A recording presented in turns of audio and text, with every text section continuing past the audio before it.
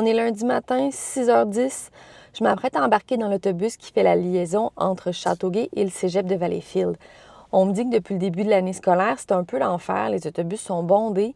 En particulier le premier de la journée, celui qui fait en sorte qu'on arrive à 7h30 au cégep de Valleyfield. Et pour les étudiants dont les cours commencent à 8h, c'est la seule option qui est disponible.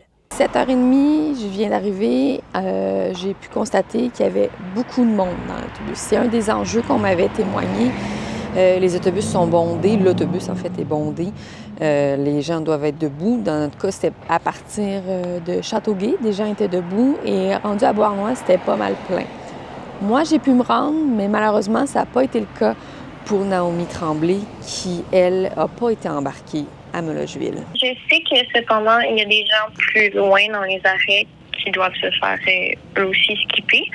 Mais je ne sais pas non plus si, justement, moi, le vendredi, j'ai compris que ça ne fonctionnerait jamais, peu importe ce que j'ai fait. Fait que je me suis arrangée autrement avec le service scolaire puis le centre des transports de Valleyfield qui s'est arrangé pour me faire une place gratuitement. Exo m'a confirmé qu'eux aussi constatent un achalandage accru sur les lignes du réseau du Sud-Ouest, en particulier sur les lignes où il y a une forte proportion d'étudiants.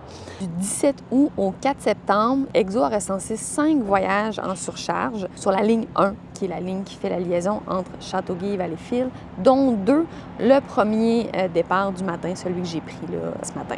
Des parents d'étudiants à qui j'ai parlé se questionnent aussi sur le message que ça envoie aux jeunes, puisqu'on encourage la population à utiliser le transport en commun, mais le service n'est pas adéquat. Et pour les jeunes, s'acheter une voiture, c'est une dépense importante, donc les options sont limitées. Exo dit être tout à fait conscient des enjeux qui sont réels en ce moment, mais n'est pas en mesure de bonifier le service puisque le cadre financier ne le permet pas.